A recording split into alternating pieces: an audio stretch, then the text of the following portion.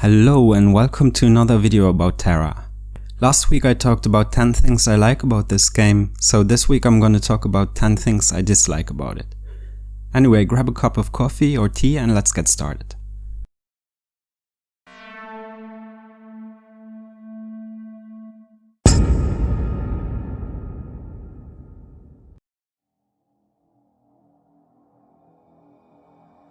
I don't know if it's the same in other regions or on console, but I play on North American servers and we always have issues with lag.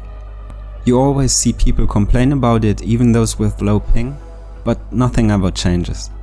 Sometimes it's clearly caused by the servers, but I think most of the time it's just the user's PC that cannot handle the game. Actually, Tera is really badly optimized and I think that's causing most of the problems. Tera relies heavily on single-core CPU speed. When I look at CPU usage while running the game, I always see one core being used at 80 to 99%, while 3 more are used but they stay below 50% usage. At the same time my GPU remains below 50% usage, even at maxed out graphical settings. This is especially weird because I actually have a decent CPU, a Ryzen 2700X, while the GPU, a GTX 960, is a mid-range card from a few years before the CPU came out. And then there were server-wide lag issues a couple of times since I started playing, where everybody would get severe delays of several seconds at a time. Like everything would run fine for an hour at a time, and then suddenly while the last boss in a dungeon is almost dead, the whole party would just completely lag for a few seconds or disconnect even, which then would of course reset the boss. Both times this happened, Omas claimed it was due to DDoS attacks. To be fair though, afterwards everybody got free elite status for 2 weeks.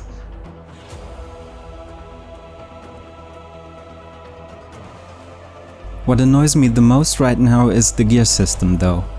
What I mean is the fact that Darklight and Annihilation gear can downgrade once it reaches an enchant level of +10.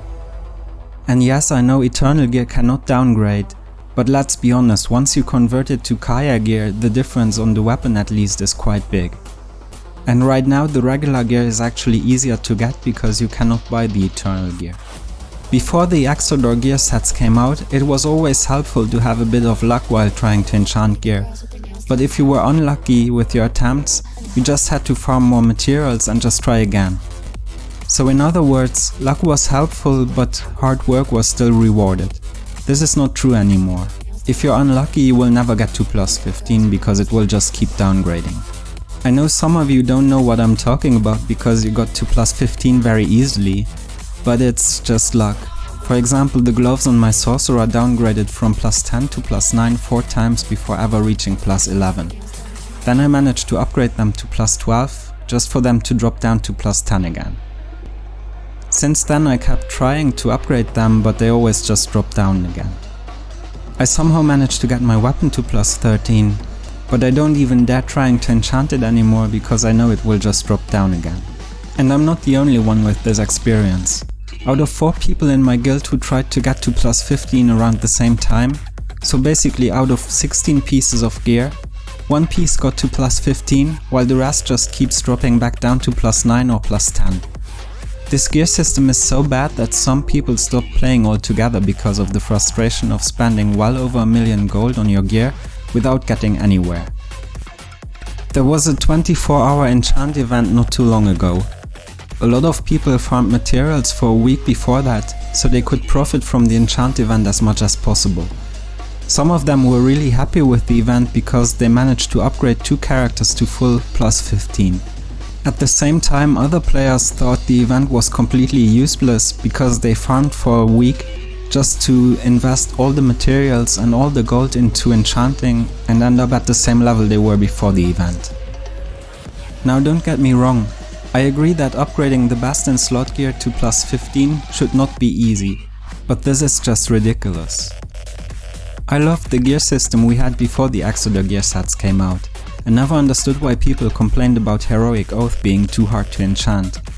The fact that you could upgrade from one set to the next was really nice, since it guaranteed that your new gear at +0 was already at least as good as the previous gear set at maximum enchant level. But the best thing was that Each failed enchant attempt at least increased the chance of success for the next try, so failed attempts did not reduce the motivation to try again. And before the Stormcry gear came out, we had the system with the Vision Maker sets. Getting those sets to plus 15 required a lot of attempts as well, and the chance of success did not increase with fails. But the fact that they did not downgrade on a failed attempt at least meant that if it failed, you just farmed more materials and gold and you tried again.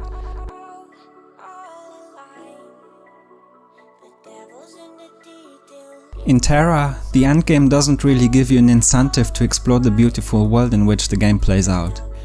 There are story quests that take you to all parts of the map, but nowadays most of them are not worth doing for any reason besides achievements.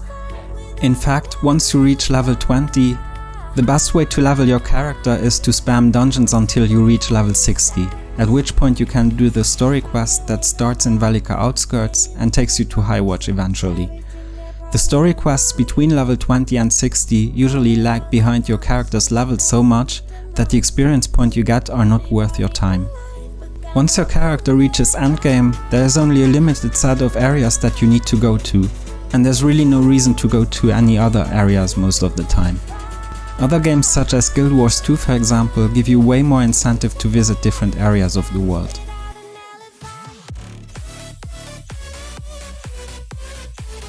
Items in the store are way overpriced in my opinion. I don't actually know how the pricing is for other MMORPG games, but I'm the type of person who doesn't buy new games usually when they are released, because I'm not willing to spend that kind of money on a game. I usually wait for games to be on sale at a price that I think is worth it, even if that means I have to wait a couple of years before I get it. I've played Tera a lot, so the amount I'm willing to spend is actually quite high for my standards. However, when I see that I have to spend $25 just to get a permanent character mount, or $15 for a costume for one character, then I feel like it's not worth it. It's not that I'm not willing to spend the $25 on this game, but I can already tell that I would feel buyer's remorse after purchasing a costume like this. I understand that keeping the servers running, doing maintenance every week, and updating the game costs a lot of money, but I think they could actually earn more money if they priced the store items a bit lower. People who spend a lot on the game would probably just get more items for the same price, but other people would actually start spending a bit more because they would feel like they actually got something for their money. In the end, we're talking about software here, and software is the most scalable thing that you can sell, so it would not hurt a company to give out more items for the same amount of money.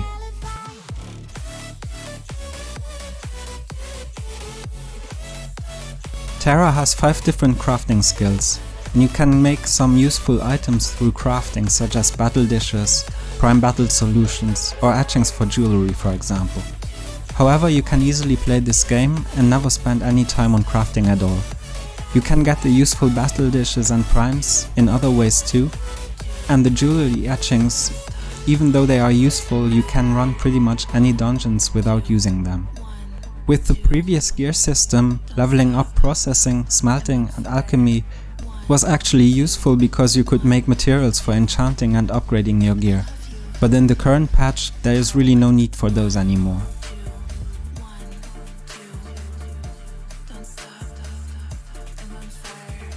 In last week's video I said that I like the fact that there are 3 different types of classes, which are tanks, DPS and healers.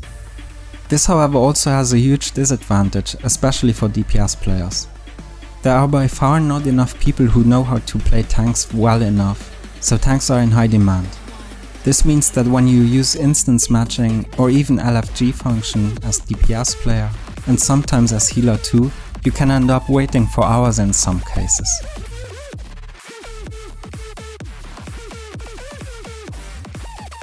You see this pretty much in any MMO game, but elitists can be very annoying.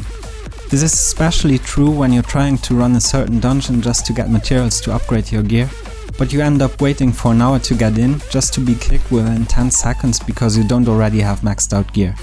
Or you try using LFG to get a party, but you don't get accepted to any of them for the same reason.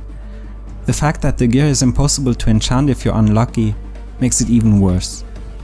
Is it really necessary to kick somebody just because you could complete the dungeon 1 minute quicker if they had better gear?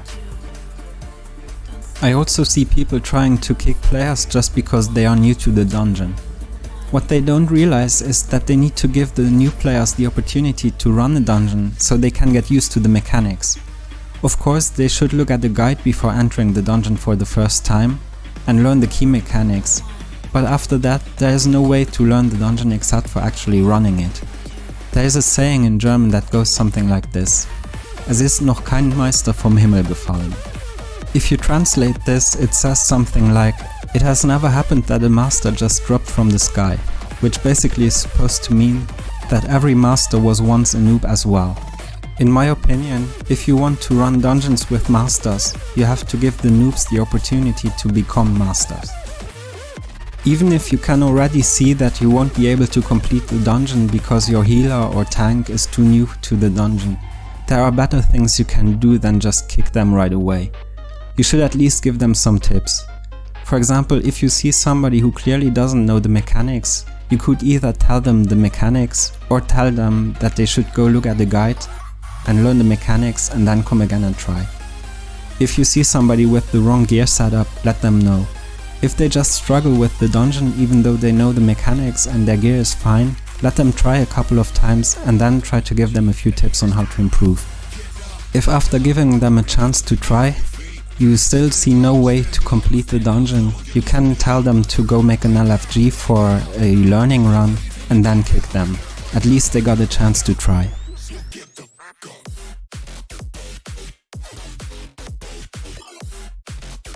In Tera, it is not uncommon that you end up running the same dungeons over and over. In fact, it is not uncommon for people to run the same instances hundreds of times.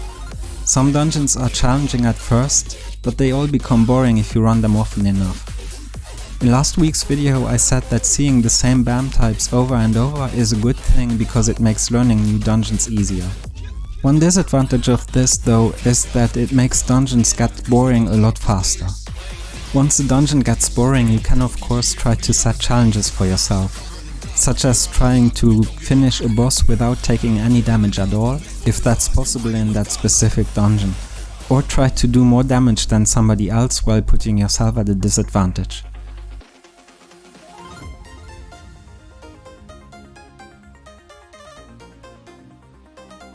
Glitchy costumes can break the immersion. What I'm talking about in this case is things like the weapon on your back just going through your costume as if there was a hole in the costume, or your character's hands glitching through. This is not really a problem, but due to this I don't like some of the costumes that I would otherwise love.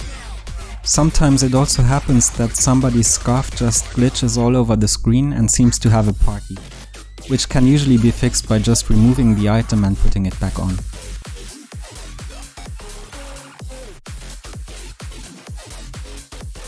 Some classes are locked to a certain gender or race.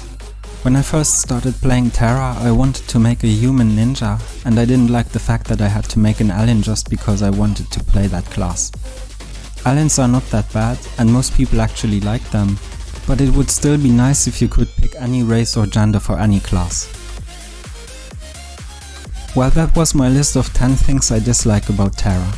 Some of these points are clearly a lot worse than others, but I think it was quite clear which ones I really hate and which ones I see as less of a problem. What do you guys think about the gear system? And do you guys agree with my list? Also, what is the most annoying thing or the best thing about Tera in your opinion? Leave a like if you enjoyed this video and subscribe for more. Thanks for watching and I'll see you in the next one. Bye!